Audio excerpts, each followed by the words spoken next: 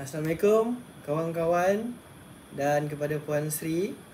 Baiklah, untuk subjek SKP 3122 Penghayatan Etika dan Peradaban daripada kumpulan 15, kami akan membentangkan tentang tajuk Ketagihan Permainan Video Mendorong kepada Keganasan. Baiklah, tentang pengenalan. Permainan video merupakan permainan elektronik yang melibatkan tindak balas dengan antara muka pengguna ataupun user interface untuk menghasilkan maklum balas visual di sebuah peranti video. Baiklah, perkataan video dalam permainan video secara tradisinya menggambarkan isi sebuah peranti, paparan, bitmap ataupun raster.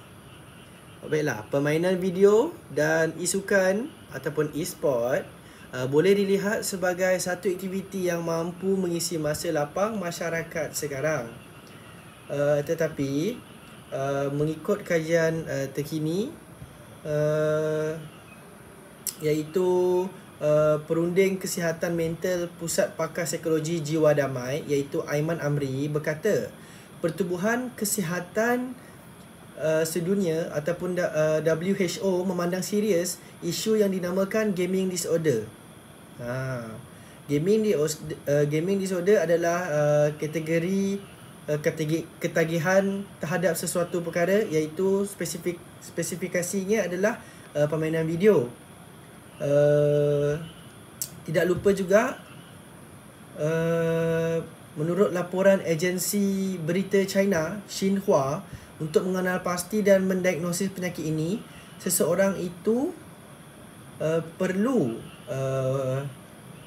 diperhatikan serta seseorang itu boleh dilihat sukar ataupun gagal mengawal sifatnya ke atas permainan, sekaligus memberikan keutamaan kepada permainan video. So dia tak bagi keutamaan dia kepada benda lain kecuali video game sahaja. Dan juga corak tingkah laku demikian adalah tahap yang sangat kritikal yang cukup untuk menunjukkan kemerosotan ketara dalam kehidupan peribadi sesebuah masyarakat yang ketagih dengan permainan video tersebut. Ciri-ciri pemain video yang telah ketagih adalah mereka cenderung melakukan tingkah laku ganas, mereka mendapat empati yang kurang, desensitisasi dengan tindakan ganas dan kurang perasaan untuk membantu orang lain. So dekat sini kita dapat tengok bahawa kalau ketagihan yang terlalu tinggi terhadap video game ini boleh membimbing ke arah keganasan di dalam dunia realiti. Baiklah, saya Muhammad Afifi bin Asmadi dan saya akan menerangkan tentang kesan kepada ketagihan permainan video yang akan mendorong kepada keganasan. Okey. Bermula saya akan menerangkan mengenai punca. Okey, macam mana boleh berlakunya keganasan adalah dengan media sosial. Kerana media sosial ni dia akan menarik minat anak-anak untuk bermain permainan video yang tak elok. Tak elok dari segi mana? Dari segi umurnya. Umurnya masih tak sesuai untuk bermain video tersebut, permainan video tersebut. Jadi ia akan mendorong anak-anak untuk bertindak ganas kerana kanak-kanak dia tak dapat membandingkan lagi perkara itu buruk ataupun baik. Jadi dia hanya akan mengikut apa saja yang dia belajar daripada permainan video tersebut. Seterusnya adalah tidak dipantau oleh ibu bapa. Jadi puncanya berlakunya keganasan adalah kerana anak-anak tidak dipantau oleh ibu bapa. Kerana apabila ibu bapa tak pantau anak-anaknya bermain video game, jadi kanak-kanak tu tak tahu sama ada video game yang dia mainkan adalah sesuai ataupun tidak untuknya. Jadi ibu bapa yang telah matang dan telah besar ini harus memainkan peranan di situ untuk membimbing anak-anak mereka. Seterusnya adalah rakan sebaya. Rakan sebaya kepada anak-anak memainkan peranan kerana rakan-rakan akan mengenalkan permainan video yang dia jumpa ataupun yang dia tengok di media sosial ataupun yang telah dia mainkan. Kita tak tahu sama ada rakan-rakannya itu bermain permainan video yang elok ataupun tidak elok. Kita risau dia akan mengikuti adegan-adegan yang teruk di dalam permainan video tersebut. Seterusnya saya akan menerangkan mengenai kesan daripada punca-punca tersebut. Kesan yang pertama adalah mereka terpengaruh dengan adegan-adegan teruk, adegan ganas.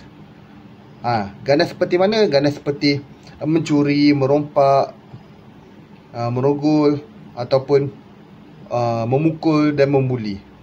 Hal itu akan menyebabkan kanak-kanak berfikiran membuat perkara itu adalah perkara yang betul dan tidak salah. Seterusnya, mereka yang terlalu taksub dengan permainan video ini akan mengabaikan pelajaran dan akan hilang minat mereka untuk belajar. Seterusnya adalah cenderung melakukan jenayah atau melanggar undang-undang negara. Seperti yang saya sebutkan tadi, dia akan melakukan aktiviti-aktiviti yang tidak elok, seperti merompak, merogol, mencuri, membuli, memukul. Yang paling teruk adalah membunuh. Hal ini kerana terlalu taksub dan terpengaruh dengan apa yang mereka lihat di dalam permainan video tersebut. Okay, so hari ni saya akan bagi tahu pasal cara untuk mengatasi kecanduan permainan video. So, poin yang pertama saya ada ialah menetapkan batas waktu. So, kalau kita nak main game, kita sebagai parent, kita perlu menetapkan batas waktu untuk bermain telefon bimbit. Sebab lagi banyak masa yang kita bagi untuk anak-anak bagi main gadget. So kat situ kita akan trigger satu sikap anak-anak untuk bermain telefon bimbit dan diorang akan explore game. Okay. Yang second kita ada ialah memperbanyak aktiviti lain. Okay, sebagai contoh, kita kena menggalakkan anak-anak kita untuk bermain di luar. Kena bagi diorang pergi main bola, pergi berjogging, tak kisahlah apa-apa janji, kita suruh anak-anak banyak main kat luar lah. Hal ini untuk mengelakkan diorang daripada terus tersangkut dengan dan kecanduan bermain permainan video. So permainan video ni sebenarnya tak adalah sepenuhnya merosakkan minda. Kalau dengan kawalan yang betul, ia akan mengembangkan lagi proses pemikiran anak-anak. So tak salah kalau nak main, asalkan adalah batas waktu, kan. Lepas tu kena perbanyakkan aktiviti lain, aktiviti kat luar, macam kena seimbang lah So yang ketiga, kita kena gunalah features kawalan waktu dekat dalam gadget. Contoh sekarang gadget-gadget yang dah dicipta memang banyaklah features yang parent boleh guna untuk mengawal waktu, pantau apa yang anak buat menggunakan telefon bimbit. So parent boleh sekat game-game yang parent macam rasa tak sesuai untuk anak-anak main. So itulah salah satu dia. Okay, thank you. Okey, baiklah. Kesimpulan daripada pihak saya adalah ibu bapa dan penjaga harus sentiasa memantau anak-anak mereka untuk mereka tahu permainan video apakah yang anak mereka mainkan, dan dapat memantau apa sama ada permainan video mereka tu adalah elok ataupun tidak elok. Adakah ia akan mempengaruhi daripada pertumbuhan mereka. Seperti video itu, permainan video tu akan menyebabkan mereka bertindak ganas, mempunyai adegan-adegan yang teruk, mempunyai pengaruh-pengaruh yang teruk seperti dadah, mencuri dan sebagainya. Itulah tugas ibu bapa sebagai pembimbing mereka. Seterusnya, ibu bapa juga harus mengenal pasti rakan kepada anak-anak mereka untuk mengelakkan anak-anak mereka berkawan dengan rakan-rakan yang negatif. Seterusnya adalah ibu bapa juga harus memainkan peranan untuk memastikan anak-anak mereka berada dalam persekitaran yang positif, yang baik dan mendorong ke arah pembesaran yang positif. Ibu bapa juga harus mengajak anak mereka tentang apa apa benda yang baik dan apa benda yang buruk di awal usia untuk mencegah, kerana mencegah itu adalah lebih baik daripada merawat.